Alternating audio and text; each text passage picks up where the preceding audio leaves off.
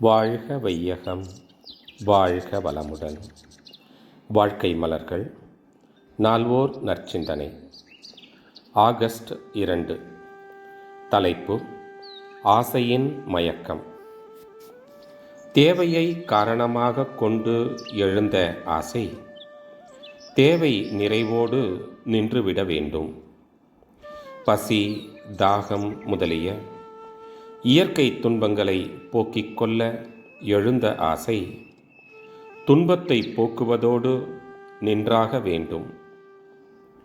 உயிராற்றல் செலவை சரி செய்ய எழுந்த ஆசை அப்படி சரி செய்வதோடு நின்றாக வேண்டும். ஆனால் பொதுவாக அப்படி நிற்பதில்லை.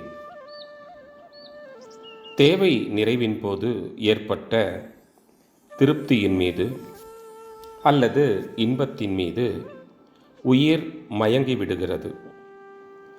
எந்த காரியம் இன்பத்தை தந்ததோ அந்த காரியத்தை தேவையில்லாமலே செய்ய விழைகிறது.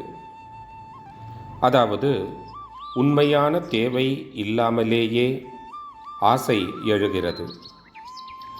எழுகிற துன்பத்தை தீர்க்கும் வகையில் ஆசை தோன்றியது போக இன்பத்தை செயற்கையாக தேடும் முயற்சியிலே இப்பொழுது ஆசை எழுகிறது.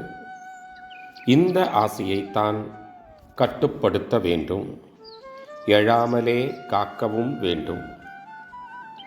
உயிராற்றல் குறைவை நிறைவு செய்வதற்காக அல்லாமல், இயற்கை துன்பத்தை தீர்ப்பதற்காக அல்லாமல், உண்மையான உயர்வான தேவையின் காரணமாக அல்லாமல் ஏற்படும் ஆசைகளெல்லாம் அறிவின் மயக்கத்தால் தோன்றுவன. அவை துன்பத்தைத்தான் தரும்.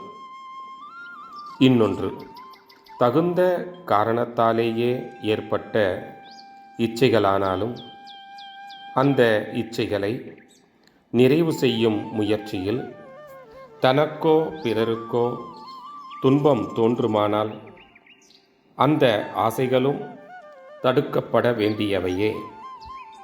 மேலும் நிறைவேறிய பின்னர் தீய விளைவுகளை தரக்கூடிய இச்சைகளையும் கட்டுப்படுத்தித்தான் ஆக வேண்டும்.